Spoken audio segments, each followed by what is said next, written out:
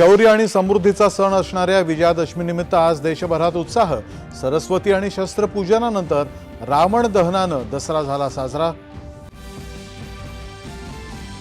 पाकिस्ताननं पुन्हा आगळीक केल्यास गंभीर परिणाम भोगावे लागतील।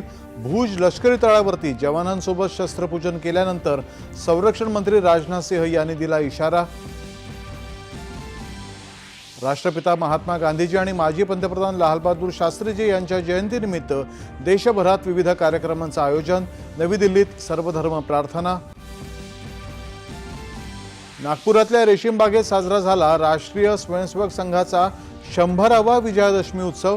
स्वयंसेवकांनी केलं ध्वजवंदन, शस्त्रपूजन आणि पथसंचलन। सरसंघचालक मोहन भागवत यांनी भारतीयांचं संघटन करत अराजकतेपासून सावधगिरीचा इशारा देत स्वदेशीच्या अंगीकाराचा आपल्या भाषणातून केला पुरस्कार। डॉक्टर बाबासाहेब आंबेडकरांचा समरसतेचा मार्गच संघामध्ये प्रत्यक्षात अवलंबला जातो।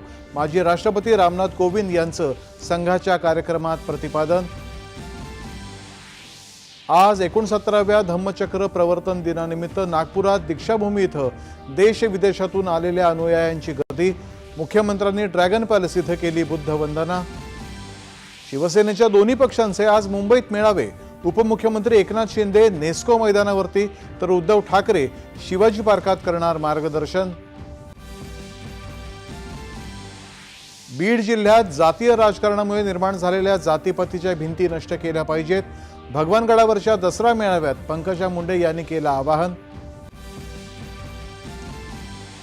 आणि अहमदाबाद इथल्या पहिल्या कसोटी क्रिकेट सामन्यात वेस्ट इंडिजचा पहिला डाव 162 धावांवरती आटोपला। दिवस अखेर भारत 41 धावांनी पिछाडीवर।